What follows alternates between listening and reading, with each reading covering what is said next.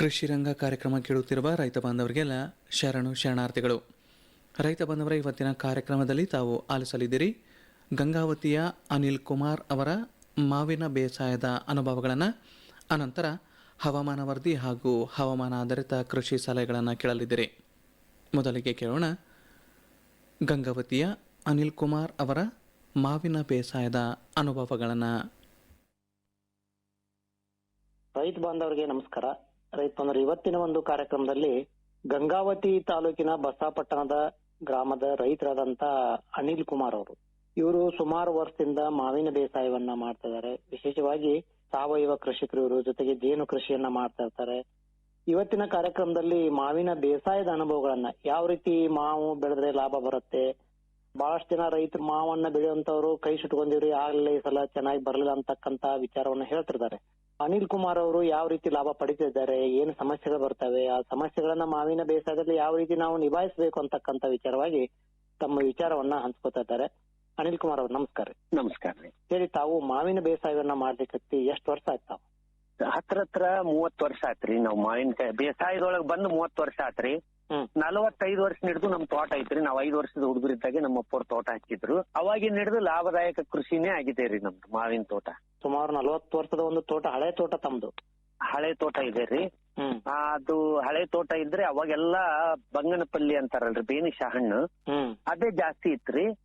ಅದು ಈ ಮಧ್ಯ ಕಾಲದಲ್ಲಿ ಏನಾಗಿದೆ ರೀ, ಕೇಸರು, ದಶೇರಿ ಇಂಥವೆಲ್ಲ ಹೊಸ ತಳಿಗಳೆಲ್ಲ ಬಂದದಕ್ಕೆ ಅವು ಹಳೆ ಮರಗಳನ್ನ ಒಂದ್ ಅರ್ಧ ಮರಗಳನ್ನ ತೆಗೆದು, ಒಂದ್ 8 ಎಕರೆ ಅಷ್ಟು ತೆಗೆದು ಅದನ್ನೇ ಕಸಿ ಮಾಡಿ ಒಳ್ಳೆ ಉತ್ತಮವಾದ ಫಲವನ್ನು ತಕ್ಕೊಂಡಾಗತ್ತೀವ್ರಿ. ಈಗ 3 ವರ್ಷದೊಳಗೆ ಮತ್ತೆ ದೊಡ್ಡ ಮರ ಆದಂಗ ಆಗ್ಯಾವ್ರಿ. ಈಗ 10-12 ವರ್ಷದ ಮರ ಆದಂಗ ಆಗ್ಬಿಟ್ಟಾವ್ರಿ ಈಗಾಗಲೇ. ಹಳೆ ಬಡ್ಡಿಗೆ ಸಿಗತ್ ಮೇಲೆ ಅದಕ್ಕೆ ಕಸಿ ಮಾಡಿವ್ರಿ. ಯಾವ್ದು ಬೇಕು ಆ ಕಳಿಯನ್ನ ಅದಕ್ಕೆ ಕಟ್ಟಿ ನಾವು ವಿವಿಧ ತಳಿಗಳನ್ನ ಎಲ್ಲ ಹೊಸದು ಅದ್ರೊಳಗೆ ಇಂಟ್ರೊಡ್ಯೂಸ್ ಮಾಡಿವಿ. ಒಟ್ಟು ಎಷ್ಟು ಎಕರೆ ಇದೆ ಈಗ? ಎಷ್ಟು ಗಿಡಗಳಿದಾವೆ? 23 ಎಕರೆ ಐತ್ರಿ. 1800 ಮರ ಅದಾವ್ರಿ. 23 ಎಕರೆ ಮಾವಿನ ತೋಟ? ಹೌದ್ರಿ. 23 ಎಕರೆ ಒಳಗೆ 20 ಎಕರೆ ಕಂಪ್ಲೀಟ್ ಮಾವಿನ ತೋಟನೇ ರೀ. ಒಂದು 3 ಎಕರೆ ಒಳಗೆ ಸಮಗ್ರ ತೋಟಗಾರಿಕೆ. 23 ಎಕರೆ ಒಳಗೆ 20 ಎಕರೆ ಕಂಪ್ಲೀಟ್ ಮಾವಿನ ತೋಟನೇ ರೀ. ಒಂದು 3 ಎಕರೆ ಒಳಗೆ ಸಮಗ್ರ ತೋಟಗಾರಿಕೆ ಇದೆ ರೀ. ಅದ್ರೊಳಗೆ ತೆಂಗು, ನಮ್ಮ ಮನಿಗ್ ಬೇಕಾದಂತ ಬೆಳೆಗಳ್ರಿ, ಹುಣಸೆ, ಬಿಳೆ ನೀರಳೆ, ಬಾಳೆ, ಸೀತಾಫಲ, ರಾಮಫಲ, ಹನುಮಾನ್ ಫಲ, ಲಕ್ಷ್ಮಣ ಫಲ. ಲಕ್ಷ್ಮಣ ಫಲ ಅಂದ್ರೆ ವಿಶೇಷ ಅಂದ್ರೆ ಕ್ಯಾನ್ಸರ್ಗೆ ಔಷಧಿ ರೀ. ಈಗ ಅದು ಪ್ರಾಯೋಗಿಕವಾಗಿ ನಮ್ಮ ತಾಯಿಯವರು ಅದನ್ನ ಬಳಸ್ತಾ ಇದ್ದಾರೆ. ಕ್ಯಾನ್ಸರ್ ಹಿಡಿದು ವಿಮುಕ್ತಿ ಸಿಕ್ಕಿದೆ ರೀ. ಓಹೋ. ಈಗಾಗಲೇ apple, water apple, rose apple, ಆಮೇಲೆ ಆಪಲ್ ಬೇರು, ಚೆರ್ರಿ, ಪಾರ್ಮೋನಸ್ ಚೆರ್ರಿ ಅಂತಾರ್ರಿ ಅದು, ಆಮೇಲೆ ಸ್ಟಾರ್ ಫ್ರೂಟ್, ಅವಕಾಡೋ, ಇವೆಲ್ಲ ಇನ್ನೊಂದ್ ಕೆಲವೊಂದು ಬೆಳೆ ಬರೋವಿದಾವ್ರಿ. ಈ ಕೆಲವೊಂದು ಬಂದಿದಾವ್ರಿ. ಇಷ್ಟೆಲ್ಲ ಹೇಳಿದಂತ ಹಣ್ಣಿನ ಬೆಳೆಗಳು 3 ಎಕರೆದಲ್ಲಿ ಸಮಗ್ರವಾಗಿ ಬೆಳೀತಾ ಇದ್ರಿ. ಇವೆಲ್ಲ ಬೆಳೀತಾ ಇದಾವ, ಇಳುವರಿ ಬರ್ತಾ ಇದ್ದಾವ? ಇಳುವರಿ ಅಂದ್ರೆ ಈಗೆಲ್ಲ ಇವೆಲ್ಲ ಉಳಿದಿದ್ವೆಲ್ಲ ಬಂದಾವ್ರಿ. ಈ ವರ್ಷ ಕೆಲವೊಂದ್ ಗಿಡ ಹಾಕ್ತೀನ್ರಿ. ಅವಕಾಡೋ ಅಂತೂ ಬರುತ್ತ್ರಿ. ಆಪ್ರಿಕಾಟ್ ಇವೆಲ್ಲ ಯಾವ ಬರ್ತಾವ ಅಂತ ತಿಳ್ಕೊಂಡೆ ಹಚ್ಚಿರೋದ್ರಿ. ಆಪಲ್ ಅಂತೂ ಬಂದಿಲ್ರಿ ಇನ್ನೂವರೆಗೆ. ನೋಡ್ಬೇಕ್ರಿ, ಇನ್ನೊಂದ್ 2 ವರ್ಷ ನಿರೀಕ್ಷಿಸ್ತಾಕತ್ತೀವ್ರಿ. ಕಡಿಮೆ ಬೆಳೆ ಬಂದ್ರು ನಮ್ ಹಣ್ಣು ನಾವು ತಿನ್ನುವಂತ ತೃಪ್ತಿ ನಮಗಿರುತ್ತೆ ಅನ್ನುವಂತ ಒಂದ್ ಅಭಿಲಾಷೆ ರೀ ನಮ್ದು. ಹೊರಗಿರುವಂತ ಹಣ್ಣುಗಳೆಲ್ಲ ಅದಕ್ಕೆ ವ್ಯಾಕ್ಸ್ ಕೋಟಿಂಗ್ ಮಾಡಿ ಇಂಥದೆಲ್ಲ ಮಾಡಿ ಎಲ್ಲ ಹೊಲ್ಸ್ ಮಾಡಾಕತ್ತಾರ್ರಿ. ಈಗ ಹಣ್ಣುಗಳನ್ನ, ಇದು ಹಣ್ಣು ಅನ್ನೋದು ಅಮೃತ, ಅದನ್ನ ವಿಷ ಬೆರೆಸಿ ಹಲವಾರು ಕಾಯಿಲೆ ಬರಂಗ ಮಾಡಾಕತ್ತಾರ್ರಿ ಈಗೆಲ್ಲ ಮಾರ್ಕೆಟಲ್ಲಿ.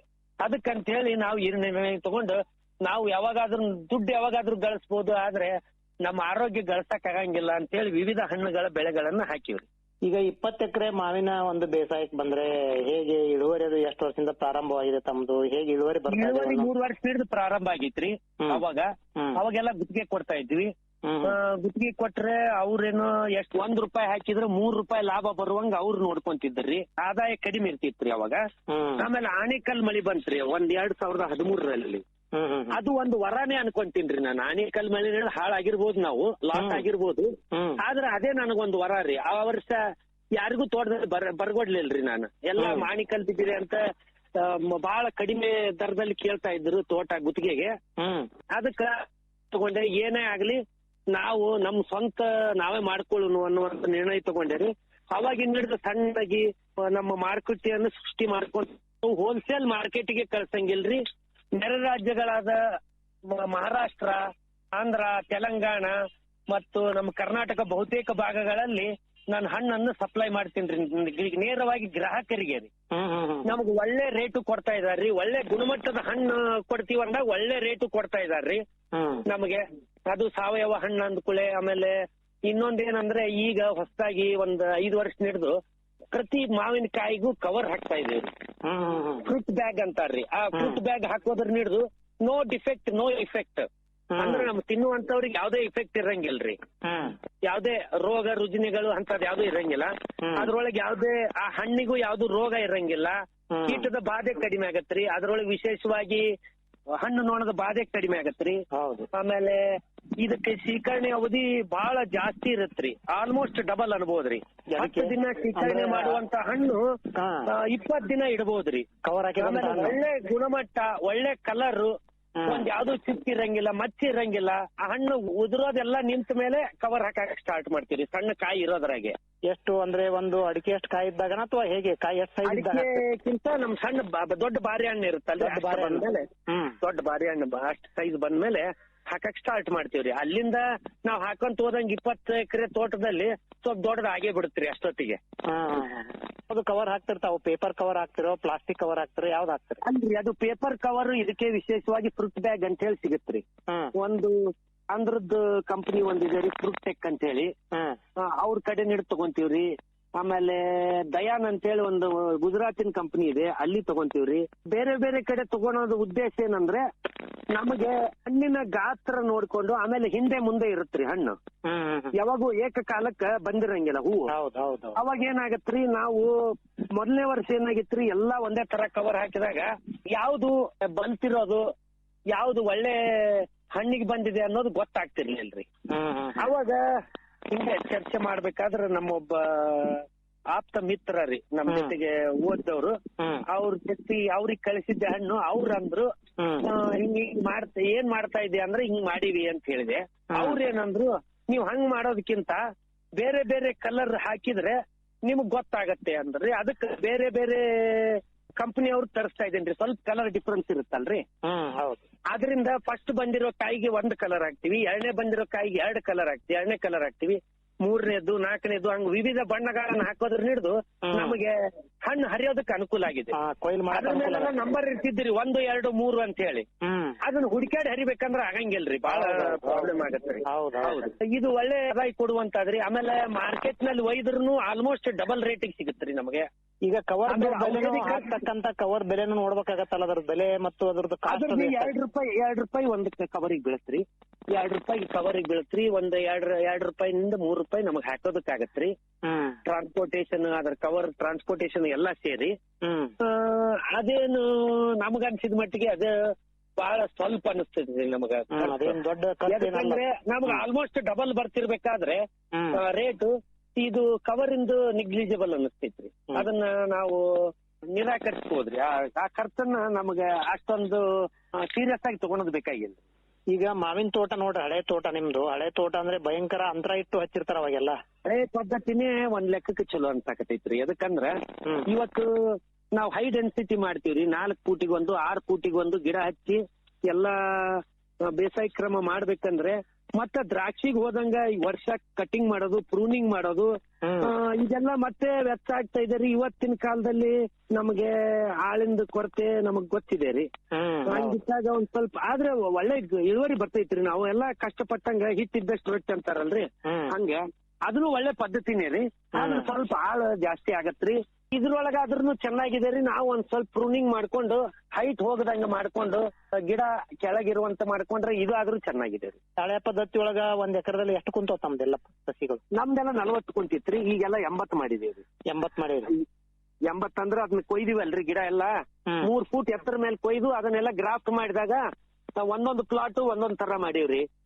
ರಸ್ಪುರಿ, ರತ್ನ, ಕೇಸರ್, ದಶೇರಿ, ಇಮಾಮ್ ಪಸಂದ್, ಕೊಬ್ಬರಿ ಮಾವು, ಸುವರ್ಣರೇಖಾ, ಮಲ್ಲಿಕಾ ಮತ್ತೆ ಆಪೂಸು ಇಂಥವೆಲ್ಲ ಮಾಡೇವ್ರಿ.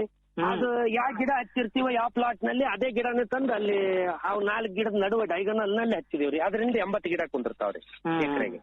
ನಾವು ಗಿಡ ಹಚ್ಚಿದ್ದು ಇನ್ನೂವರೆಗೂ ಬೆಳೆ ಬಂದಿಲ್ರಿ. ಇದ್ರ ಜೊತೆಗೆ ಹಚ್ಚಿದ್ದು ಕೊಯ್ದು ನಾವು ಗ್ರಾಫ್ಟ್ ಮಾಡಿದ್ದು ಈಗಾಗಲೇ ಬೆಳೆ ಉತ್ತಮವಾದ ಇಳುವರಿನೂ ಕೊಡ್ತಾ ಇದೇವ್ರಿ. ಈಗ ಒಂದು ನೋಡ್ತಾ ಇರ್ತೀವಿ ನಾವು, ಒಂದು ಸಮಸ್ಯೆ ಮಾವಿನ ಬೆಳೆಯಲ್ಲಿ ಏನಂತಂದ್ರೆ ರೈತರು ಹೇಳೋದು, ಇಲ್ರಿ ಹೋದ ವರ್ಷ ಕಾಯಿ ಚೆನ್ನಾಗಿತ್ತು, ಈ ವರ್ಷ ಕಾಯಿ ಆಗ್ಲೇ ಇಲ್ಲ ನಮಗೆ, ಒಂದ್ ವರ್ಷ ಬಿಟ್ಟು ಒಂದ್ ವರ್ಷ ಕಾಯಿ ಅಂತಂತಿರ್ತಾರೆ. ಏನು ಸಮಸ್ಯೆ ಇದು? ಆಲ್ಟರ್ನೇಟ್ ಕ್ರಾಪ್ ಇರೋದೇ ರೀ ಇದ್ರೊಳಗೆ. ಆದ್ರೆ ನಮ್ಮಲ್ಲಿ ಏನಾಗಿದೆ ರೀ, ಒಂದು ತೊಂಗಿ ಬಿಟ್ರೆ ಒಂದ್ ತೊಂಗಿ ಬಿಡಂಗಿಲ್ಲ, ಅಥವಾ ಒಂದ್ ಗಿಡ ಬಿಟ್ರೆ ಒಂದ್ ಗಿಡ ಬಿಡಂಗಿಲ್ಲ, ಅದು ಮುಂದಿನ ವರ್ಷ ಬಿಡುತ್ತ್ರಿ. ಜೆನೆಟಿಕಲಿ ಹಂಗಿರುತ್ತಂತೀರಿ ಆ ಸಸ್ಯ? ಹೌದ್ರಿ ಅದು ಆಲ್ಟರ್ನೇಟ್ ಕ್ರಾಪ್ ರೀ, ಅದ್ರದ್ದು ಜೆನೆಟಿಕಲಿ ಅಷ್ಟೇ ರೀ ಇರೋದೇ. ಆಮೇಲೆ ಕಂಟಿನ್ಯೂಸ್ ಬೇರಿಂಗ್ ಇದನ್ನು ಐತ್ರಿ, ಅದ್ರೊಳಗೆ ವೆರೈಟೀಸ್ ಅವು ಅದಾವ್ರಿ. ಆಮೇಲೆ ಈಗ 12 ತಿಂಗಳು ಬರುವಂತ ಮಾವಿನ ಹಣ್ಣು ಅದಾವ್ರಿ, ATM ಅಂತಾರ್ರಿ, ಆಲ್ ಟೈಮ್ ಮ್ಯಾಂಗೋ ಅಂತ ಹೇಳಿ, ಅದನ್ನು ಹಚ್ತೀವ್ರಿ. ಮಿಯಾಜಾಕಿ ಹಚ್ತೀವ್ರಿ. ಆಮೇಲೆ ಆಪಲ್ ಕಲರ್ಡ್ ವೆರೈಟೀಸ್ ಬಾಳ ಹಚ್ಚೀನ್ರಿ. ಈಗ ಸ್ವಾಮಿ ಆಕ್ಟಿನ್ ಅಂತೇಳಿ ಒಂದು, ಆಮೇಲೆ ಅಂಬಿಕಾ, ಅರುಣಿಕಾ, ಇಂಥವೆಲ್ಲ ಇವೆ. ಆಮೇಲೆ ಮಿಯಾಜಾಕಿ ಅಂದ್ರೆ ಅತಿ ಕಾಸ್ಟ್ಲಿಯಸ್ಟ್ ಹಣ್ಣ್ರಿ ಅದು. ಮಿಯಾಜಾಕಿ ಅಂದ್ರೆ ಬಾಳ ತುಟ್ಟಿ ಅಂತ ಹೇಳ್ತಿರ್ತಾರ ಅದು. ಹೌದ್ರಿ, ಹೇಳ್ತಾರ್ರಿ. ನಮ್ ಮನೆಗ್ ತಿನ್ನೋದಕ್ಕಂತ 2 ಗಿಡ ಹಚ್ತೀನ್ರಿ. ಅವೆಲ್ಲ UP ನಿಡ್ದೆ ತಂದಿದೀವ್ರಿ ನೇರವಾಗಿ. ನಮ್ಮ ಒಬ್ಬ ಫ್ರೆಂಡ್ ಜಯರಾಮ್ ಅಂತ ಹೇಳಿ ಇಲ್ಲಿ ಬಳ್ಳಾರಿ ಅವ್ರಿ, ಅವ್ರ ಮುಖ ಹತ್ರ ಹೊಲ ಇದೆ ರೀ, ಅವ್ರು ತರ್ತಾ ಇದ್ರು. ಅವಾಗ ನಾನು ಅವ್ರ ಜೊತೆಗೆ ತರಿಸಿ ನಾನ್ ಬಳ್ಳಾರಿಗೆ ಹೋಗಿ ಹಾಕೊಂಡ್ ಬಂದ್ಬಿಟ್ಟೆ ರೀ ಗಿಡಗಳನ್ನ. ನೋಡಿ, ನಿಮ್ದು ಮಾವಿನ ಬೆಳೆ ಮೇಲೆ ಬಹಳಷ್ಟು ಆಸಕ್ತಿ ಇದೆ, ಸಾಕಷ್ಟು ವೆರೈಟಿಗಳ ಕಲೆಕ್ಷನ್ ಮಾಡಿದಿರಿ. ಯಾಕೆ ಈ ರೀತಿ ಮಾವಿನ ತೋಟದಲ್ಲಿ ಆಸಕ್ತಿ ಬಂತು ತಮ್ಗೆ? ನನಗೆ ಆಸಕ್ತಿ ಎದಕ್ ಬಂತು ಅಂದ್ರೆ, ನಮ್ ನೇರವಾಗಿ ಮಾರುಕಟ್ಟೆ ಆಗುವಾಗ ಎಲ್ಲರೂ ವೆರೈಟೀಸ್ ಕೇಳಾಕತ್ತಾರ್ರಿ. ಬೇರೆ ಬೇರೆ ವೆರೈಟಿ ಕೇಳಿದ್ರು, ವೆರೈಟೀಸ್ ಕೇಳಿದಾಗ ನಮ್ಮ ಹತ್ರ ಇಲ್ಲಲ್ಲ ಅಂತ ಹೇಳಿ ಅನ್ಕೊಂತಿದ್ದೆ. ಅವಾಗ ಒಂದ್ ನಿರ್ಣಯ ತಗೊಂಡಿರಿ. ನಾನು ಬರಗಾಲ ಬಂದಾಗ ಒಂದ್ ಸ್ವಲ್ಪ ಡ್ಯಾಮೇಜ್ ಆಗಿದ್ದು ರೀ ಗಿಡ, ಹಳೆ ಮರಗಳು, 45 ವರ್ಷದ ಮರಗಳೆಲ್ಲ ಕೆಲವೊಂದ್ ಡ್ಯಾಮೇಜ್ ಆಗಿದ್ದು 8 ಎಕರೆ ಒಳಗೆ. ಅವಾಗ 5 ವರ್ಷ ಬರಗಾಲ ಇತ್ತಲ್ರಿ, 2013ರಿಂದ 19ವರೆಗೂ. ಅವಾಗ ನಾವೇನ್ ಮಾಡಿದೀವಿ ಅಂದ್ರೆ, ಅವು ಗಿಡ ಎಲ್ಲ ಕೊಯ್ದು ಬಿಟ್ಟಿವ್ರಿ. ಕೊಯ್ದು ಅವಾಗ ಗ್ರಾಫ್ಟ್ ಮಾಡ್ಕೊಂಡಿವ್ರಿ. ಅವು ಮಾಡ್ಕೊಂಡು ಈ ವರ್ಷ ಆಗ್ಲೇ ಬೆಳೆ ತೆಗಿತಾ ಇದೀವ್ರಿ ನಾವು. ಹೋದ ವರ್ಷ ಸ್ವಲ್ಪ ಬಂದಿತ್ರಿ, ಈ ವರ್ಷ ಚೆನ್ನಾಗಿದೆ ರೀ ಬೆಳೆ. ಹೇಗೆ ಮಾವಿನ ತೋಟದಲ್ಲಿ ನೀರು ನಿರ್ವಹಣೆ ಅದು ಹೇಗ್ ಮಾಡ್ತಾ ಇರ್ತೀರಿ? ನೀರು ನಿರ್ವಹಣೆ ನೀರ್ ನಿರ್ವಹಣೆ ಅಂದ್ರೆ ಬಾತಿ ಕಡಿಮೆ ನೀರ್ರಿ. ಆದ್ರ ಹೂವಾಗಿ ಗೋಲಿ ಸೈಜ್ ಬಂದಾಗ ಮಾತ್ರ ಅತಿ ಹೆಚ್ಚು ನೀರ್ ಬೇಕ್ರಿ. 1 ತಿಂಗಳು 2 ತಿಂಗಳು. ಆಮೇಲೆ ನೀರ್ ಅವಶ್ಯಕತೆ ಕಡಿಮೆ ಇರುತ್ತೆ, ಇರೋದಿಲ್ಲ. ಕಡಿಮೆ ರೀ. ಆಮೇಲೆ ಮಳೆಗಾಲದಾಗಂತೂ ವಿಶೇಷವಾಗಿ ನೀರೇ ಬಿಡಂಗಿಲ್ರಿ, ಎಲ್ಲ ಡ್ರಿಪ್ ಎಲ್ಲಾ ಸುತ್ತಿ ಮೇಲೆ ಹಾಕಿಬಿಟ್ಟಿರ್ತೀವ್ರಿ. ಆಮೇಲೆ ಅದಕ್ಕೆ ನೀರ್ ಕೊಡ್ಬೇಕು ಆದಾಗ ಏನ್ ಮಾಡಿರ್ತೀವ್ರಿ, ನಾವೆಲ್ಲ ಸಣಬ್ ಹಾಕಿರ್ತೀವ್ರಿ. ಇದಕ್ಕೆಲ್ಲ ಈ ಹಸಿರೆಲೆ ಗೊಬ್ಬರ ಕೊಡುನು ಅಂತ ಹೇಳಿ. ನಮಗೆ ಈಗ ತಿಪ್ಪಿ ಗೊಬ್ಬರ ಹಾಕ್ಬೇಕಂದ್ರೂ ಕಷ್ಟನೇ ರೀ. ತಿಪ್ಪಿ ನಮಗ್ ದನ ಅದಾವ್ರಿ, ತಿಪ್ಪಿ ಗೊಬ್ಬರನು ಇರುತ್ತ್ರಿ. ಅದ್ನೇನ್ ಮಾಡ್ತೀರಿ, ಒಂದ್ ಸಣ್ಣ JCB ಇದೆ ರೀ ನಮ್ದು, ನಮ್ಮ ಬಂಧುಗಳದು. ಅದನ್ನ ಬಾಡಿಗೆಗೆ ತಂದು ನಾನೇ ಹಾಕೊಂಡ್ಬಿಡ್ತೀನಿ ಗೊಬ್ಬರ. ಅದು ಮುಂದಿನ ಬಕೆಟ್ಲೆ ಗಿಡದಾಗ ಹಾಕೊಂಡು ರೋಟೋವೇಟರ್ ಹೊಡೆದ್ ಬಿಡ್ತೀವ್ರಿ. ಆಮೇಲೆ ಇದು ಯಾವ್ದು ಹಸಿರೆಲೆ ಗೊಬ್ಬರ ಹಾಕಿ ಬಿಡ್ತೀವ್ರಿ. ಅಂದ್ರೆ ಸಣಬು ಇಂಥದೆಲ್ಲ ಹಾಕಿ ಮುಗ್ಗು ಹೊಡೆದು ಇದಕ್ಕೆಲ್ಲ ಪೋಷಕಾಂಶಗಳ ಲೋಪ ಅದು ಬರ್ದಂಗೆ. ಆಮೇಲೆ ಬರಗಾಲ ಬಂದಾಗ ನೀರ್ ಹಿಡಿಯುವಂತ ಸಾಮರ್ಥ್ಯನೂ ಹೆಚ್ಚಿಗೆ ಆಗತ್ರಿ ಭೂಮಿಗೆ. ಈ ಎಲ್ಲಾ ಪದ್ಧತಿಯನ್ನ ಅಳವಡಿಸ್ತಾ ಇದೀನ್ರಿ. ಆಮೇಲೆ ನೀರಿನ ನಿರ್ವಹಣೆಗೆ ಬಂದ್ರ ಮೊದಲನೇದು ಸ್ವಲ್ಪ ಕಡಿಮೆ ನೀರ್ ಕೊಡೋದೇ ಒಳ್ಳೇದು ಅನ್ಸುತ್ರಿ ನನಗೆ. ನೀರು ಕಡಿಮೆ ಎದಕ್ಕಂದ್ರೆ ಅವು ಸ್ವಾವಲಂಬಿಯಾಗಿ ಬದುಕ್ಬೇಕು ಗಿಡ. ನಾವು ನೀರು ಕಡಿಮೆ ಅಂದ್ರೆ ಬದುಕೋದಕ್ ಮಾತ್ರ ನೀರ್ ಕೊಡ್ಬೇಕು, ಅದು ಆಳವಾಗಿ ಬೇರು ನೀರನ್ನು ಹುಡುಕಾಡ್ಕೊಂಡು ಹೋಗ್ಬೇಕು ಅನ್ನುವಂತ ಅನಿಸಿಕೆ ರೀ ನಂದು. ನಾನು ಅದ್ರಂಗೆ ಮಾಡೀನ್ರಿ. ಕೆಲವೊಂದ್ ಕಡೆ ಏನ್ ಮಾಡೀನ್ರಿ, ಗ್ಯಾಪ್ ಆದಲ್ಲಿ ಗೊಟ್ಟಾನೆ ಹಾಕಿ ಬಿಟ್ಬಿಟ್ಟೀನ್ರಿ. ಬಾಳ ಕಡಿಮೆ ನೀರ್ ಕೊಡ್ತಿದ್ದೇರಿ ಅದಕ್ಕೆ. ಯಾವಾಗೋ ಒಂದು ಬಕೆಟ್ ನೀರ್ ಹಾಕ್ತಿದ್ದೇರಿ ಮಳೆ ಆಗದೆ ಇರುವಾಗ. ಅದೀಗ ಹುಲ್ಸಾಗಿ ಬೆಳೆದು ಅಲ್ಲೇ ಗ್ರಾಫ್ಟ್ ಮಾಡ್ಕೊಂಡು ನನಗೆ ಯಾವ ವೆರೈಟಿ ಬೇಕು ಆ ವೆರೈಟಿ ಮಾಡ್ಕೊಂಡಿದೀನಿ. ಸಸಿರ್ ತರೋದು ಅದನ್ನ ಮಾಡಿಲ್ರಿ ನಾನು. ಅಲ್ಲೇ ಗೊಟ್ಟ ಹಾಕಿ ಗಿಡ ಬೆಳೆಸ್ಕೊಂಡು ಅದಕ್ಕೆ ಗ್ರಾಫ್ಟ್ ಮಾಡ್ಕೊಂಡು ಯಾವ ವೆರೈಟಿ ಬೇಕು ಆ ವೆರೈಟಿ ಮಾಡ್ಕೊಂಡ್ಬಿಟ್ಟಿದ್ರಿ. ಈಗ ಕೆಲವೊಂದ್ ಜನ ರೈತರು ಏನ್ ಮಾಡಿದಾರೆ, ಒಂದೇ ಗಿಡದಲ್ಲಿ ಒಂದು 4-5 ವೆರೈಟಿಗಳನ್ನ ಗ್ರಾಫ್ಟ್ ಮಾಡ್ಬಿಟ್ಟಿರ್ತಾರೆ ಒಂದ್ ಗಿಡಕ್ಕೆ. ನಮ್ಮಲ್ಲಿ ಇದೆ ರೀ, ನಮ್ಮಲ್ಲಿ ಮಾಡಿವ್ರಿ. ಆದ್ರೆ ಅದ್ರೊಳಗ ಎಲ್ಲತ್ರೊಳಗೂ ಅಡ್ವಾಂಟೇಜ್ ಡಿಸ್ಅಡ್ವಾಂಟೇಜ್ ಅನ್ನೋದು ಇರ್ತಾವ್ರಿ. ಇದ್ರೊಳಗ್ ಡಿಸ್ಅಡ್ವಾಂಟೇಜ್ ಏನಂದ್ರೆ, ಇದು ಹೂ ಇರೋ ಹಂತದಲ್ಲಿ ಹೂ ಇರಂಗಿಲ್ರಿ. ಇದು ಕಾಯಿ ಆದ್ಮೇಲೆ ಅದು ಹೂ ಬರುತ್ತೆ. ಇದೆಲ್ಲ ತತ್ವವನ್ನು ಎಳ್ಕೊಂಡ್ಮೇಲೆ ಅದು ಕಾಯಿ ಸಣ್ಣದಾಗತ್ರಿ. ಆಮೇಲೆ ಲಾಸ್ಟ್ ಬಿಟ್ಟಿರುವಂತ ವೆರೈಟಿ ಏನೈತಿ ಎಲ್ಲ ಉದುರ್ ಹೋಗುವಂತ ಸಾಧ್ಯತೆನೂ ಜಾಸ್ತಿ ಇರುತ್ತೆ. ಇದೆಲ್ಲ ಇದ್ದಿದಂತ ಆಹಾರನ್ನೆಲ್ಲ ಬಳಸ್ಕೊಂಡ್ಬಿಟ್ಟಿರ್ತ್ರಿ ಮೊದಲನೇ ಬಂದಿರುವಂತ ಕಾಯಿ. ಅದು ನನ್ನ ಅನುಭವಕ್ಕೆ ಬಂದಿರೋದ್ರಿ. ಕವರ್ ಹಾಕೋದಾಯ್ತು. ಈಗ ಮಾವಿನಲ್ಲಿ ಹೂ ಉದುರೋದು ಕಾಯಿ ಉದುರೋದು ದೊಡ್ಡ ಸಮಸ್ಯೆ ಅಂತ ಹೇಳ್ತಿರ್ತಾರೆ ರೈತರು. ಬಹಳಷ್ಟು ಸಮಸ್ಯೆ ಬಿಸಿಲಿಗಂತೂ ಬಹಳ ಜಾಸ್ತಿ ಇದೆ ರೀ. ಆಮೇಲೆ ಈ ವರ್ಷ ಜಿಗಿದು ಬಹಳಷ್ಟು, ಇಷ್ಟೊಂದು ಟೆಂಪರೇಚರ್ ಇದ್ರೊಳಗೆ ಜಿಗಿದು ಬಹಳ ಹಾವಳಿ ಆಗಿದೆ ರೀ ಈ ವರ್ಷ. ಆದ್ರೆ ನಾನ್ ಬಹಳ ಚಿಂತೆ ಮಾಡಂಗಿಲ್ರಿ ಜಿಗಿ ಸಲುವಾಗಿ. ಅದಕ್ಕಂದ್ರೆ ನಾನ್ ಜೈವಿಕ ಕೀಟನಾಶಕಗಳನ್ನು ಬಳಸೋದ್ರ ಹಿಡಿದು ನನಗೆ ಅತಿ ಕಡಿಮೆ ಜಿಗೆ ಇದೆ. ಜಿಗಿ ಬಂದ ತಕ್ಷಣ ಇವೆಲ್ಲ ಜೈವಿಕ ಕೀಟನಾಶಕಗಳ ಜೊತೆಗೆ ಬೇವಿನ ಎಣ್ಣೆ ಕಲಿಸ್ತೀನಿ. ಜೈವಿಕ ಕೀಟನಾಶಕಗಳಂದ್ರೆ ವರ್ಟಿಸಿಲಿಯಂ ಲಕಾನಿ, ಬೆವೇರಿಯಾ ಬ್ಯಾಸಿಯಾನ ಹಾಗೂ ಟ್ರಾಸಿಯಂ 3 ತಗೊಂಡು ಸ್ಪ್ರೇ ಮಾಡ್ತೀನಿ. ಆಮೇಲೆ ಒಂದು ಕೀಟನಾಶಕ ಅದ್ರೊಳಗೆ ಕಲ್ಸಿರ್ತೀನಿ, ಸುಡಮೊನಾಸ್ ಅನ್ನುವಂಥದ್ದು. ಅದು 5 ಗ್ರಾಮು, ಇವೆಲ್ಲ 2 ಗ್ರಾಮ್ ಹಾಕಿರ್ತೀನಿ. ಹಾಕಿ ಈ ಕೀಟನಾಶಕಗಳನ್ನ 2 ಗ್ರಾಮ್ ಹಾಕಿ ಮುಂಜಾನೆ 6 ಗಂಟೆಗೆ ಬೆಳಕ್ ಹರಿಯೋದ್ರಾಗೆ ಸ್ಟಾರ್ಟ್ ಮಾಡ್ತೀವಿ ಎಣ್ಣೆ ಹೊಡ್ಯಕ್ಕೆ. 9 ಗಂಟೆಗೆ ಬಂದ್ ಮಾಡ್ತೀವಿ, ಮತ್ತೆ ಸಾಯಂಕಾಲ ಹೊಡಿತೀವ್ರಿ. ಯಾವುದೇ ರಾಸಾಯನಿಕ ಕೀಟನಾಶಕಗಳನ್ನ ಬಳಸೋದಿಲ್ಲ ತಾವು? ಬಳಸಂಗಿಲ್ರಿ ಎಲ್ಲ ಸಾವಯವ ರೀ. ಆಮೇಲೆ ಇದ್ರ ಜೊತೆಗೆ ಬೇವಿನ ಎಣ್ಣೆ ಜೊತೆಗೆ 1 ಲೀಟರ್ ಬೇವಿನ ಎಣ್ಣೆಗೆ 20 ಶಾಂಪೂ ಹಾಕ್ತೀನಿ. ಆಮೇಲೆ 1000 ಲೀಟರ್ 1 ಗ್ರಾಮ್ ಅಷ್ಟು ವೀಲ್ ಸರ್ಫ್ ಪೌಡರ್ ಹಾಕ್ತೀನಿ. ಅದರಿಂದ ಜಿಗಿ ಇರುವುದೆಲ್ಲ ಸ್ವಚ್ಛ ಆಗಿಬಿಡುತ್ತೀರಿ, ಕ್ಲೀನ್ ಆಗಿಬಿಡುತ್ತೀರಿ, ತೊಳ್ಕೊಂಡು ಹೋಗುತ್ತೆ. ಆಮೇಲೆ ಅಷ್ಟಾಗಿ ಉಳ್ದಲ್ಲಿ ಒಂದ್ ಸ್ವಲ್ಪ ಕರ್ಗಾಗತ್ತಲ್ರಿ ಜಿಗಿ, ಅದ್ರ ಮೇಲೆ ಫಂಗಸ್ ಡೆವಲಪ್ ಆಗಿ ಶಿಲೀಂಧ್ರ ಉಲ್ಬಣವಾಗಿ ಅದ್ ಕರ್ಗಾಗಿಬಿಡ್ತೀರಿ ಆ ಜಿಗಿ ಪದಾರ್ಥ. ಆ ಜಿಗಿ ಪದಾರ್ಥಕ್ಕ ಅದಕ್ಕ 5 ಗ್ರಾಮ್ ಲೀಟರ್ಗೆ ನೀರಿಗೆ ಗಂಜಿ ಪುಡಿ ಇರುತ್ತಲ್ರಿ, ನಮ್ ಬಟ್ಟೆಗೆ ಹಚ್ಚು ಗಂಜಿ ಪುಡಿ, ಅದನ್ನ ಹಾಕಿ ಸ್ಪ್ರೇ ಮಾಡ್ತೀರಿ. ಅದು ಬಿಸಿಲಾದಾಗ ಅದು ಅಷ್ಟು ಅದಕ್ಕೆ ಗಂಜಿ ಪುಡಿ ಹಿಡ್ಕೊಂಡು ಎಲ್ಲ ಉದಿರಿ ಹೋಗ್ಬಿಡುತ್ರಿ. ಅಂದ್ರೆ ನಿಮ್ಗೆ ಕೀಟ ನಿರ್ವಹಣೆ ದೊಡ್ಡ ಸಮಸ್ಯೆ ಆಗಿಲ್ಲ ಮಾವಿನ? ದೊಡ್ಡ ಸಮಸ್ಯೆ ಆಗಿಲ್ರಿ. ಬಟ್ ಕವರ್ನಾಗೂ ಅಡ್ವಾಂಟೇಜ್ ಡಿಸ್ಅಡ್ವಾಂಟೇಜ್ ಅದಾವ್ರಿ. ಈ ಕವರ್ ನಲ್ಲಿ ಇರುವಂತ ಹಣ್ಣಿಗೆ ಒಂದ್ ಸ್ವಲ್ಪ ಇದು ಯಾವ್ದು ಮೀಲಿ ಬಗ್ ಅಂದ್ರೆ ಹಿಟ್ಟು ತೆಗೆನೆ ಬರುವಂತ ಸಾಧ್ಯತೆನೂ ಐತ್ರಿ ಇದ್ರೊಳಗೆ ಜಾಸ್ತಿ. ಯಾಕಂದ್ರೆ ಒಳಗ್ ಕುದಿ ಬಾಳ ಇರುತ್ತಲ್ರಿ, ಕುದಿ ಇರುತ್ತೆ. ಆಮೇಲೆ ಕಟ್ಟಿದ ಮೇಲೆ ಮುಗಿದು ಕವರ್ ಬಿತ್ತಿಗೆ ಆಗದಲ್ಲ, ಮುಗಿದು ಹೋತ್ರಿ. ನಾವೇನ್ ಮಾಡ್ತಾ ಇದೀವ್ರಿ ಅದಕ್ಕ ಪರಾವಲಂಬಿ ಜೀವಿ ಪ್ಯಾರಾಸೈಟ್ಸ್ ಅಂತಾರಲ್ರಿ, ಅದನ್ನ ತಂದು ಬಿಡ್ತಾ ಇದೀವಿ. ಅದು ಕ್ರಿಪ್ಟೋಲಿಮಿನಸ್ ಮೊಂಟುಜೆರಿ ಅಂತ ಐತ್ರಿ. ಅಂದ್ರ ಅದು ಒಂದು ಗುಲ್ಗಂಜಿ ಕೀಟದ ಒಂದು ಪ್ರಭೇದ ರೀ. ಅದನ್ನ ನಾವೇ ಉತ್ಪಾದನೆ ಮಾಡ್ಕೊಂತೀವ್ರಿ ನಮ್ ತೋಟದಲ್ಲಿ. ಮೊದಲು ಜಿಗಿ ಎಲ್ಲಾರೆ ಕಾಣ್ತು ಅಂದ್ರ ಅದನ್ನ ನಮ್ ಕುಂಬಳಕಾಯಿ ಮೇಲೆ ಬಿಟ್ಟಿರ್ತೀವ್ರಿ. ಆ ಕುಂಬಳಕಾಯಿ ಮೇಲೆ ಎಲ್ಲಾ ಡೆವಲಪ್ ಆದ್ಮೇಲೆ ಅದನ್ನ ತಿನ್ನಾಕಂತೇಳಿ ಆ ಹುಳುಗಳನ್ನ NBAIR ಅನ್ನುವಂತ ಒಂದು ಸಂಸ್ಥೆ ಇದೆ ರೀ ಬೆಂಗಳೂರಿನಲ್ಲಿ, ಹೆಬ್ಬಾಳದಲ್ಲಿ CBI ಸರ್ಕಲ್ ಹತ್ರ ವೆಟರ್ನರಿ ಕಾಲೇಜ್ ಪಕ್ಕದಲ್ಲೇ. ಅಲ್ಲಿ NBAIR ಅಂದ್ರೆ national bureau of important agriculture insect research ಅಂತ ಹೇಳ್ರಿ. ಅಲ್ಲೆಲ್ಲಾ ನಿಮಗ್ ಪರಾವಲಂಬಿ ಜೀವಿಗಳು ಸಿಗ್ತಾವ್ರಿ. ಅಲ್ಲಿ ಯಾವ್ದಂದ್ರೆ ಈಗ ಕಪ್ಪು ತೆಲೆ ಹುಳ ಬರುತ್ತ್ರಿ ಇದ್ರೊಳಗೆ, ಯಾವ್ದು ತೆಂಗಿ ಒಳಗೆ, ಅದಕ್ ತಿನ್ನುವಂತ ಹುಳ. ಆಮೇಲೆ ನಮಗ್ ತೊಗರಿ ಒಳಗ್ ಬರುವಂತ ಕೀಟಗಳಿಗೆ ತಿನ್ನುವಂತ ಹುಳ. ಮತ್ತೆ ನಮ್ ಭತ್ತದೊಳಗೆ ಈ ಸ್ಟೆಮ್ ಬೋರರ್ ಅಂತಾರಲ್ರಿ, ಕಾಂಡ ಅದನ್ನು ತಿನ್ನುವಂತ ಹುಳದ ತತ್ತಿ ಸಿಗ್ತಾವ್ರಿ, ಮೊಟ್ಟೆ ಸಿಗ್ತಾವ. ಇಂಥವೆಲ್ಲ ತಂದು ನಾವು ನಿಯಂತ್ರಣ ಮಾಡ್ಕೋಬೋದ್ರಿ. ಮನಸ್ಸಿದ್ರೆ ಮಾರ್ಗ ಇರತ್ರಿ, ಮಾರ್ಗ ಹುಡುಕಾಡ್ಬೇಕಷ್ಟೇ ರೀ. ಹೌದು. ಅಂದ್ರೆ ಮುಖ್ಯವಾದದ್ದು ಮಾವಿನಲ್ಲಿ ಜಿಗಿ ಹುಳುವಿನ ಸಮಸ್ಯೆನ, ಅದನ್ ಬಿಟ್ರೆ ಅಂತಾವ್ ಹೇಳ್ಕೊಳ್ಳುವಂತದ್ ಏನು ಸಮಸ್ಯೆ ಬರೋದಿಲ್ಲ ಅಂತಿರ್ತಾವ. ಹೌದ್ರಿ, ಹೌದು, ಇರ್ತೈತ್ರಿ ಸಮಸ್ಯೆ ಅನ್ನೋದು ಎಲ್ಲ ಇರುದೇ ರೀ. ಅದು ನಾವು ಸರಿಯಾಗಿ ಯಾವಾಗ ಸಮಯಕ್ಕೆ ಸರಿಯಾಗಿ ನಿರ್ವಹಣೆ ಮಾಡಿದಾಗ ಅದ್ರದ್ದು ಜಾಸ್ತಿ ಉಲ್ಬಣ ಆಗಂಗಿಲ್ರಿ ಅಷ್ಟೇ. ಅದ್ ಅಲ್ಲಿಗೆ ನಿಯಂತ್ರಣ ಮಾಡ್ಕೊಂಡ್ ಹೋಗೋದೇ ರೀ. ನಾನೇ ಕೆಮಿಕಲ್ ಹೊಡಿಬೇಕಾದ್ರೆ ಈ ಜಿಗಿ ಕಂಟ್ರೋಲಿಗೆ ಬರ್ತಿರ್ಲಿಲ್ರಿ. ಈಗ ನಮ್ ಪಕ್ಕದ ತೋಟದವ್ರದಾರ್ರಿ, ಅವರೆಲ್ಲ ಕೆಮಿಕಲ್ ಸ್ಪ್ರೇ ಮಾಡ್ತಾ ಇದಾರಂದ್ರೆ ನನ್ನಷ್ಟು ನಿಯಂತ್ರಣಕ್ಕೆ ಬಂದಿಲ್ಲ. ಎದಕ್ ಬಂದಿಲ್ಲ ಅಂತಂದ್ರ ಇದ್ರೊಳಗ ಸಾವಯವ ಅಂದ್ರ ದುಷ್ಟ ಶಿಕ್ಷಣ ಶಿಷ್ಟ ರಕ್ಷಣಾ ಅನ್ಬೋದ್ರಿ. ಇದು ಯಾಕಂದ್ರೆ ನಮಗ್ ಬೇಕಾದಂತ ಉಪಕಾರಿ ಕೀಟಗಳು ಸಾಯಂಗಿಲ್ರಿ. ಹೌದು. ಅದಕ್ಕ ನಾವ್ ಹೊಡೆದಿರುವಂತ ಸ್ಪ್ರೇ ನೀಡಿದ ಅದಕ್ ಮಾತ್ರ ರೋಗ ಬೀಳತ್ರಿ. ಆಮೇಲೆ ಇರುವಂತ ಕೆಲವೊಂದು ಉಪಕಾರಿ ಕೀಟಗಳು ಅದನ್ನ ತಿಂದು ಅದನ್ನ ನಾಶ ಮಾಡುವಂತ ಸಂದರ್ಭಗಳು ಬಹಳ ಇರ್ತಾವ್ರಿ. ಈಗ ಮಾವಿನ ಒಂದು ಇಷ್ಟೆಲ್ಲಾ ಕ್ಷೇತ್ರ ತಮ್ದು, ಇಷ್ಟೆಲ್ಲಾ ಮಾವಿನ ತಳಿಗಳನ್ನ ಬೆಳೀತಾ ಇರ್ತೀರಿ.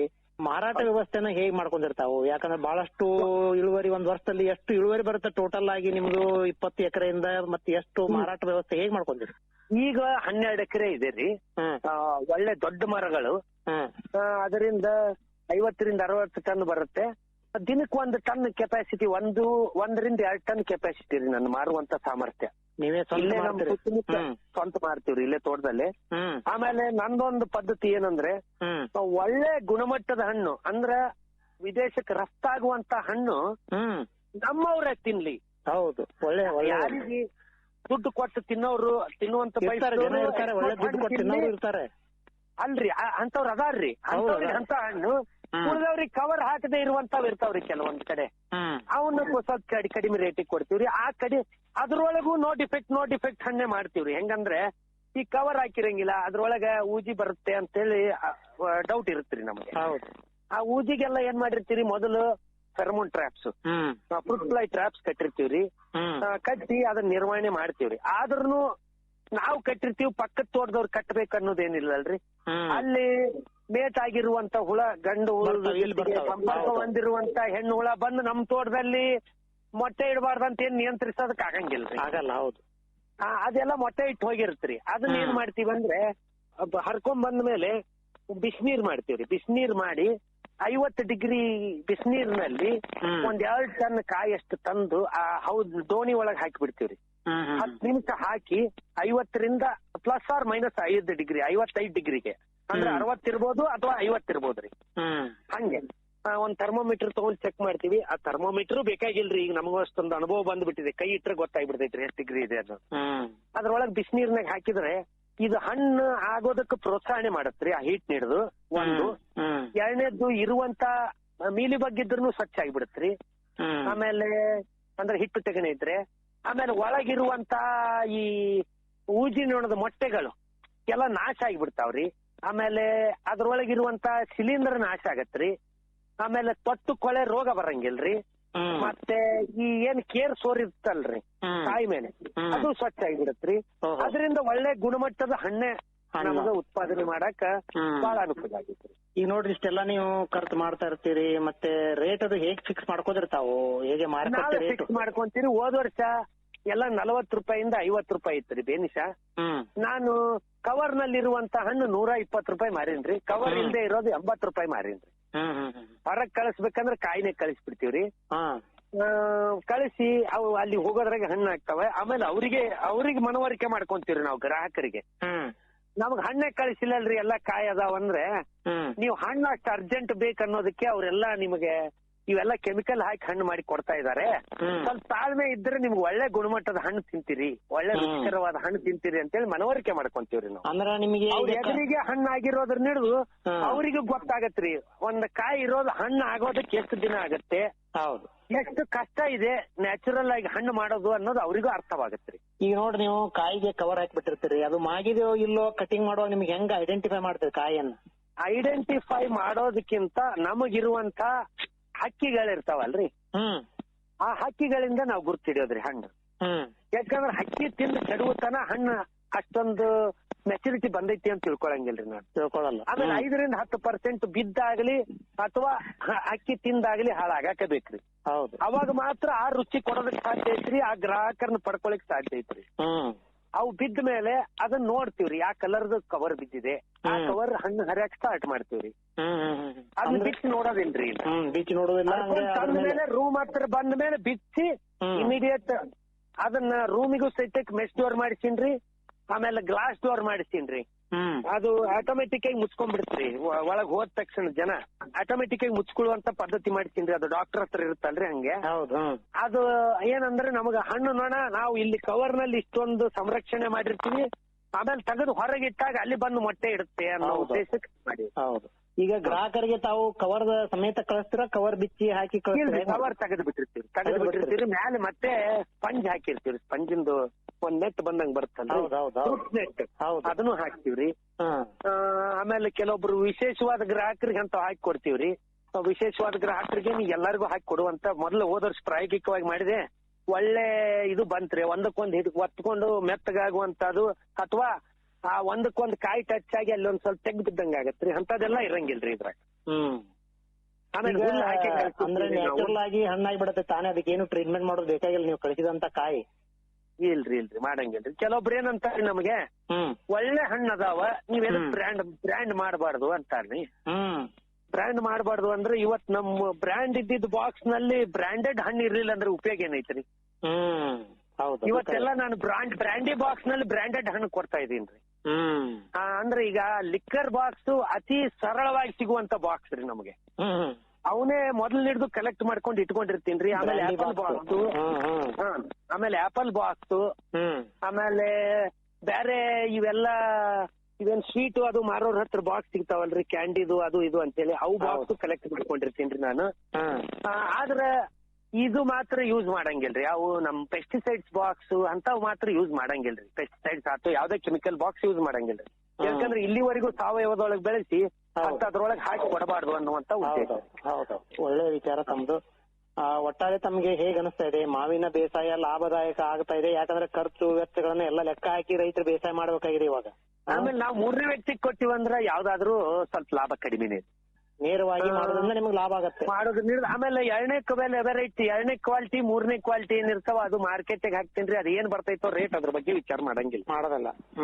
ಮಾಡಂಗಿಲ್ರಿ. ಯಾಕಂದ್ರೆ ನಾನು ಒಳ್ಳೆ ಗುಣಮಟ್ಟದ ಎಕ್ಸ್ಪೋರ್ಟ್ ಕ್ವಾಲಿಟಿ ಹಣ್ಣು ನಂದೊಂದು ಎಕ್ಸ್ಪೋರ್ಟ್ ಮಾಡಬಹುದಲ್ಲ ಅಂತ ಎಲ್ಲರೂ ಕೇಳ್ತಾರ್ರಿ. ನಾನ್ ಅಂತೀನಿ ನಮ್ ಎಕ್ಸ್ಪೋರ್ಟ್ ಹಣ್ಣು ನಮ್ಮ ವಿದೇಶದವ್ರು ಮಾತ್ರ ತಿನ್ಬೇಕೇನೋ. ಎಕ್ಸ್ಪೋರ್ಟ್ ಮಾಡೋರು ಸಿಕ್ಕಾಪಟ್ಟಿ ಜನ ಅದಾರ. ಅವ್ರು ವಿದೇಶದವ್ರಿಗೆ ತಿನ್ನಿಸ್ಲಿ, ನಮ್ಮ ಸುತ್ತಮುತ್ತಿದ್ದ ನಮ್ಮ ಲೋಕಲ್ ಅವರಿಗೆ ನಮ್ಮ ದೇಶದವ್ರಿಗೆ ತಿನ್ಸು ನಮ್ಮ ಎಕ್ಸ್ಪೋರ್ಟ್ ಹಣ್ಣು ಅಂತ ನನ್ನ ಉದ್ದೇಶ ರೀ. ನೀವು ಮಾರಾಟಕ್ಕೆ ಏನು ಹೆಂಗೆ ಏನಾದ್ರು ವಾಟ್ಸ್ಆಪ್ ಗ್ರೂಪ್ ಮಾಡ್ಕೊಂಡಿದೀರಾ ಅಥವಾ ಹೇಗ್ ಮಾಡ್ಕೊಂಡಿರಿ? ವಾಟ್ಸ್ಆಪ್ ಗ್ರೂಪ್ ಅಂತ ಏನಿಲ್ರಿ.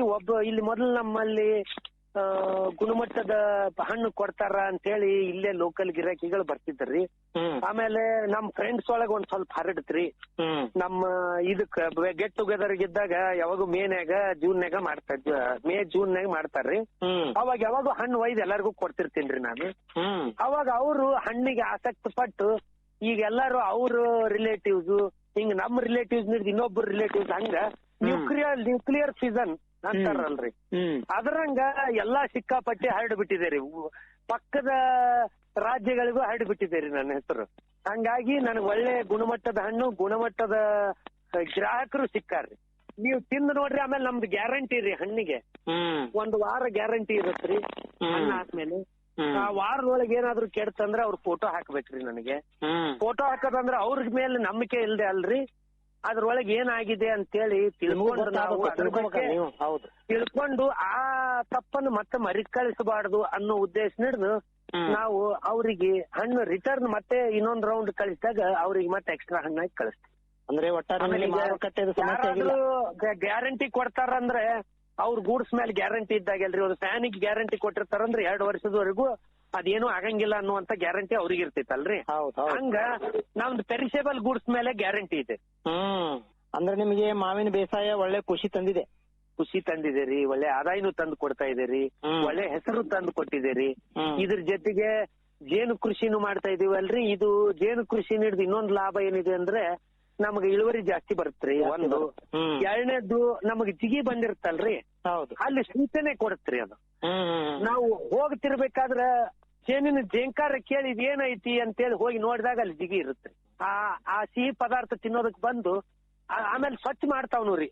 ಜಾಸ್ತಿ ಆ ಸಿಹಿ ಪದಾರ್ಥವನ್ನ ಅವು ಮಕರಂದವನ್ನಾಗಿ ತಿಳ್ಕೊಂಡು ಒಯ್ದು ಅದನ್ನೇ ಜೇನುತುಪ್ಪವಾಗಿ ಪರಿವರ್ತನೆ ಮಾಡಿ ಇಡ್ತಾವ್ರಿ. ಅದರಿಂದ ನಮಗ ಇಲ್ಲಿ ಜಿಗಿ ಬಂದಿದೆ ಅನ್ನೋದು ಗೊತ್ತಾಗತ್ರಿ. ಒಂದ್ ಸ್ವಲ್ಪ ಮಟ್ಟಿಗೆ ಜಿಗಿನೂ ಅದು ತಿನ್ನೋದ್ರ ಹಿಡಿದು ನಮಗ ಎಲೆಗಳ ಕರ್ಗಾಗಿ ಈ ದ್ವಿತೀಯ ಸಂಶ್ಲೇಷಣೆ ತಡಿಲಾರ್ದಂಗೆ ಹೆಲ್ಪ್ ಆಗತ್ತೆ. ನೋಡ್ರಿ, ಇಷ್ಟೆಲ್ಲಾ ತಂತ್ರಜ್ಞಾನಗಳ ಬಗ್ಗೆ ತಿಳ್ಕೊಂಡಿರ್ತಾವು. ತಾವು ಏನು ಓದ್ಕೊಂಡಿರಿ ಅನಿಲ್ ಕುಮಾರ್ ಅವ್ರೆ? ನಾನು ಇಂಜಿನಿಯರಿಂಗ್ 2nd ಇಯರ್ ವರೆಗೂ ಓದಿದ್ದೀನಿ. ಇಂಜಿನಿಯರಿಂಗ್ 2nd ಓದಿ ಕೃಷಿಗೆ ಬಂದ್ರಿ? ಕೃಷಿಗೆ ಬಂದ್ರಿ. ಹೇಗೆ ಅನಿವಾರ್ಯ ಆಗಿತ್ತ ಕೃಷಿ ಅವಾಗ ನಿಮ್ಗೆ, ಅಥವಾ ಮಾಡೋರ್ ಯಾರಿಲ್ಲ ಅಂತ ಬಂದ್ರೆ, ಅಥವಾ ಮಾಡ್ಬೇಕಂತ ಆಸಕ್ತಿಯಿಂದ ಬಂದ್ರ?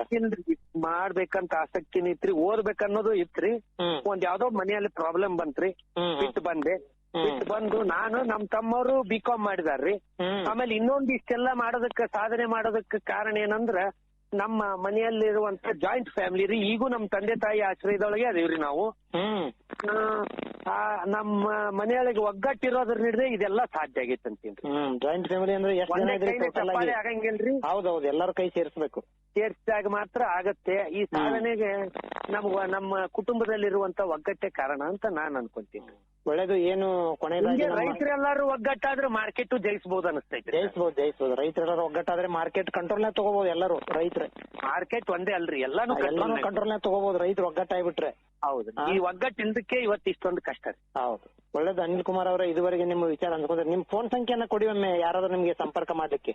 ನನ್ನ ಹೆಸರು ಅನಿಲ್ ಕುಮಾರ್ ಅಂತ ಹೇಳಿ, ಬಸವಪಟ್ಟಣ ಗ್ರಾಮ, ತಾಲೂಕ್ ಗಂಗಾವತಿ, ಜಿಲ್ಲೆ ಕೊಪ್ಪಳ. ನಂದು ದೂರವಾಣಿ ಸಂಖ್ಯೆ 9900440777 9900440777. ಒಳ್ಳೇದು ವಿಚಾರ, ಒಳ್ಳೆ ಒಂದು ಅನುಭವಗಳನ್ನ ಹಂಚ್ಕೊಂಡಿರಿ. ನಾವು ಮಾವಿನ ಬೇಸಾಯ ಮಾಡ್ಬೇಕು ಅನ್ನೋಂಥವ್ರು, ಮಾಡುವಂತವ್ರು ನಿಮ್ಮ ಒಂದು ಅನುಭವಗಳನ್ನ ಹಂಚಿಕೊಳ್ಳಿ. ಫೋನ್ ಸಂಖ್ಯೆನ ಕೊಟ್ಟಿದ್ದೀರಿ. ಧನ್ಯವಾದಗಳು ಅನಿಲ್ ಕುಮಾರ್ ಅವರೇ. ನಮಸ್ಕಾರ ತಮಗೆ. ನಮಸ್ಕಾರ. ರೈತ ಬಾಂಧವರ ಇದುವರೆಗೆ ಗಂಗಾವತಿಯ ಅನಿಲ್ ಕುಮಾರ್ ಅವರ ಮಾವಿನ ಬೇಸಾಯದ ಅನುಭವಗಳನ್ನು ಆಲಿಸಿದರೆ